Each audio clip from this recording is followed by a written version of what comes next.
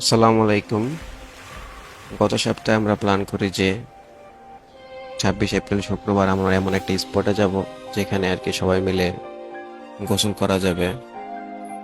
তো সেই উদ্দেশ্যে আমরা গতকালকে গিয়েছিলাম নরসিংদী ড্রিম হলিডে পার্কে। প্রবেশ করার জন্য আমরা টিকিট কাউন্টারের দিকে যাই টিকিট কেটে ভিতরে প্রবেশ করার জন্য, এবং এইখানে বাইরে পার্কিং এর ব্যবস্থা আছে যা মোটামুটি অন্যান্য স্পটের তুলনায় ভালোই নিরাপদ ছিল।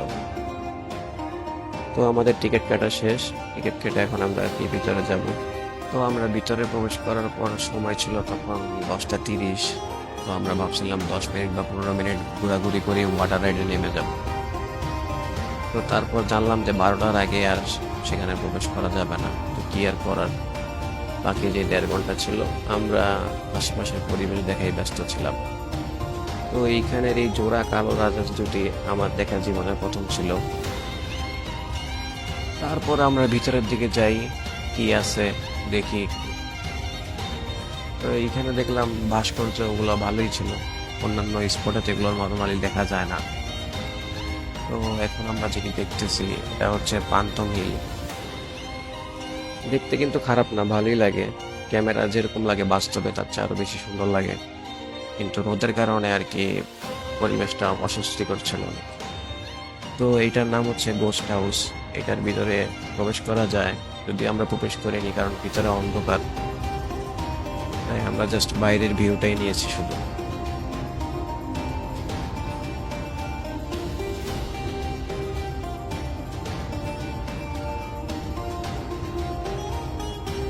তো এইটাও সেম একটা জিনিস, ভিতরে অন্ধকার আর কি ভৌতিক একটা পরিবেশ তৈরি করার চেষ্টা করছে তারা এখানে।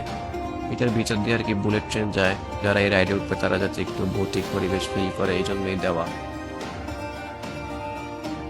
এইখানে সবাই একদম ব্যান্ড সঙ্গীত পরিবেশনা করার জন্য প্রস্তুত, শুধু দর্শকের অভাব ছিল আর কি। এখানে তো আমার বন্ধু দর্শক ছাড়াই ফিল নিয়ে নিছে।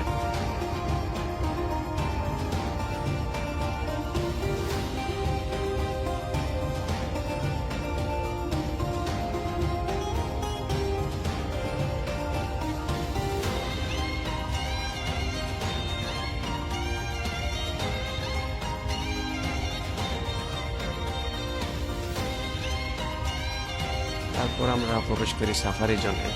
তো সাফারি জোনে পশু পাখি তেমন একটা ছিল না বললেই চলে, হয়তো সামনে আসবে।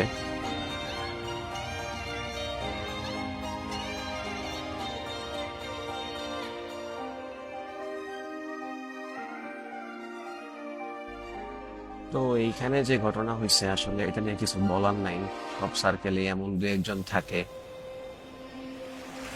এইটা দিয়ে তারা টানেলের মতো কিছু একটা বোঝাতে চাইছিল। তো আমরা তারপর সেখানে প্রবেশ করি।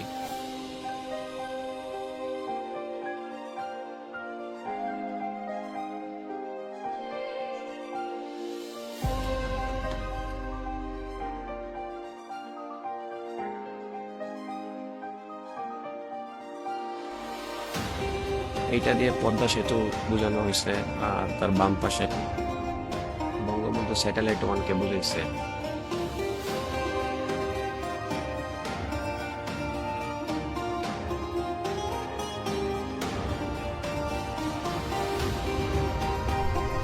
তো অবশেষে আমরা জুম্মার নামাজ শেষে ওয়াটার পার্কে প্রবেশ করলাম, এবং সেইখানে প্রায় 2 ঘন্টার মতো আমরা সময় পাস করলাম।